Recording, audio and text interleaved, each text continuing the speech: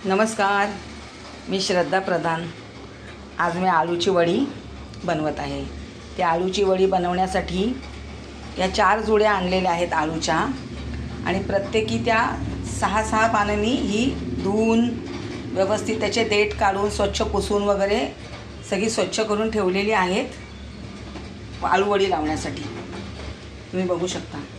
आणि इथे एक बाजूला मी आता हे पीठ घेतलेलं आहे चण्याचं बेसन आणि त्याच्यामध्ये हे सगळे मसाले मी माझ्या अंदाजाने काढून घेतलेले आहे। 1/2 किलोपेक्षा जास्त पीठ मी घेतलेलं आहे आणि त्याच्यावर मी हे सगळे मसाले टाकलेले आहेत। तुम्ही बघू शकता। मीठ आहे, हिंग, खसखस, हळद, मिरची पावडर, मीठ, हिरवं वाटण, गरम मसाला, धण्याची पावडर, जिऱ्याची पावडर, गूळ आणि हा चिंचेचा कोळ, हे सगळं जिन्नस मी याच्यामध्ये घेतलेलं आहे। आता मी हे सगळं कालवणार आहे चिंचेचा कोळ याच्यामध्ये। इकडे एक बाजूला ही उकड ठेवण्यासाठी तयारी करून घेतलेली आहे। चाळणीला तेल लावलेलं आहे आणि आता वडी लावायला घेणार आहे आणि ही सगळी तयारी केल्यानंतर वडी बनवायला घेणार आहे। वडी कशी आंबट, गोड आणि तिखट अशी झाली पाहिजे त्या हिशोबाने मी माझ्या अंदाजाने हे सगळे जिन्नस घेतलेले आहे। आता मी वडी लावणार आहे।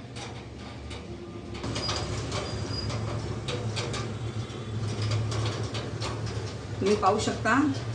आता मी आलूची वडी लावते आहे। सगळ्यात मोठं पान मी खाली घेतलेलं आहे। त्याच्यावर एक त्याच्यानंतरचं छोटं पान घेऊन अशी वडी लावायला सुरुवात केलेली आहे। मी सगळ्या पानांचं हे करून ठेवलेलं आहे व्यवस्थित। लहान मोठी साडी जशी वर खाली कशी घ्यायची हे सगळं करून ठेवलेलं आहे। आता एक लोड मी तुम्हाला लावून दाखवणार आहे। पीठ जास्त पातळ नाही घ्यायचं, जरा घट्टच मळायचं पीठ। आता एक असं झालं उलटं, मग हे असं एक सुलटं असं ठेवायचं पान आणि असं एकावर एक असं हे लावत जायचं। उद्या आमच्याकडे शिळसप्तमी आहे ना, मग तेव्हा आळूवडी लागते आणि अजून दुसरेही बरेच प्रकार लागतात, ते मी उद्या बनवणार आहे।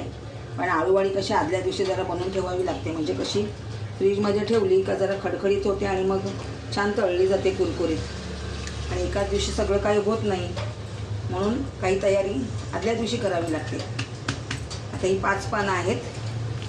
ही 5 पानांचा एक लोंढा बनवणार आहे।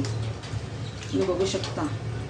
विकत सगळं मिळतं, पण घरामध्ये पदार्थ तयार करून खाल्ले का जास्त ते छान लागतात, स्वादिष्ट लागतात। नंतरच्या पुढच्या पिढीला आपल्याकडून काहीतरी पाहायला मिळतं, त्यांना शिकायला मिळतं, म्हणून घरी करायचं। सगळे पारंपरिक पदार्थ सगळे घरातच बनवायचे। श्रावण महिना आहे आणि आमच्याकडे फारच बऱ्याच पद्धती आहेत श्रावण महिन्यातल्या। बरेच सणवार आहेत आणि त्याच्यामध्ये प्रत्येक सणावाराचा आमचा CKP लोकांचा एक वेगवेगळा पदार्थ आहे। एकच पदार्थ सगळ्या सणाला आमच्याकडे नसतो। सगळ्यात इतर लोकांकडे कसं पुरणपोळी म्हणजे सगळ्या सणाला पुरणपोळी, आमच्याकडे तसं नाही आहे। आमच्याकडे सगळ्या सणाचा हा वेगळा पदार्थ आहे आणि तो पारंपरिक पदार्थ सगळा घरगुतीच तयार होतो, आमच्याकडे घरामध्येच होतो। विकतसुद्धा सगळं मिळतं, पण मला आवडत नाही विकतचं। मी सगळे पदार्थ घरातच करते आणि माझ्या मुलांना माझ्या हातचेच पदार्थ आवडतात। आणि इकडचं तिकडचं काही आवडत नाही आणि ते खात पण नाहीत। आता ही बघा, माझी आळूवडीची सगळी पानं लावून झालेली आहेत। 5च्या 5 पानं एकमेकांवर मी लावून ठेवलेली आहेत। आता हिला अशी थोडीशी दुमट घालणार आहे। थोडी मोठ्या साईजची पानं हवी होती, पण ती मिळाली नाही मार्केटमध्ये। ह्याच साईजची मिळाली, नाहीतर मोठीसुद्धा मिळतात। आता ह्या साईजची मिळाली तर ह्या साईजची आणली। आता गणपतीमध्ये मिळतील मोठ्या साईजची। गणपतीमध्ये पण आदल्या दिवशी आळूवडी लावावी लागते। आमच्याकडे पद्धत आहे, गणपतीला आळूवडी लागते पहिल्या दिवशी, त्यामुळे तिची तयारी आदल्या दिवशी करावी लागते आळूवडीची। आता ही अशी सगळ्या बाजूनी दुमडून घेतलेली आहे आळूवडी, तुम्ही पाहू शकता। छोटा होणार आहे हा लोंढा, पान मोठं नसल्यामुळे, पण ठीक आहे।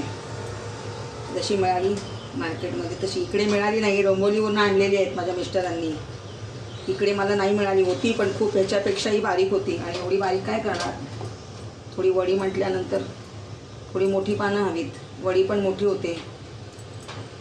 असा छान त्याला असं वेळकोटे तसं करायचं असं मस्तपैकी असं दाबून घ्यायचं आणि त्याला असं या बाजूने असं छान पीठ लावायचं, त्याचं बंद करायचं असं. प्रत्येकाची थोडी वेगवेगळी पद्धत असते. ही आमची पद्धत आहे आळूवडी लावण्याची. आमच्या लोकांकडे आता सगळ्यांकडे उद्या शिवसप्तमी आहे म्हणजे आळूवडी ही होणारच. व्हिडिओ पाहिला ना तुम्ही, आवडलं ना तुम्हाला आळूवडी? धन्यवाद. आता सगळ्या आळूवड्या लावून झालेल्या आहेत. आता त्या मी उकळायला ठेवलेल्या आहेत. आता अर्धा तास तरी ह्या छान मस्तपैकी वाफ येईपर्यंत उकळल्या जाणार आहेत. व्हिडिओ पाहिला ना? धन्यवाद.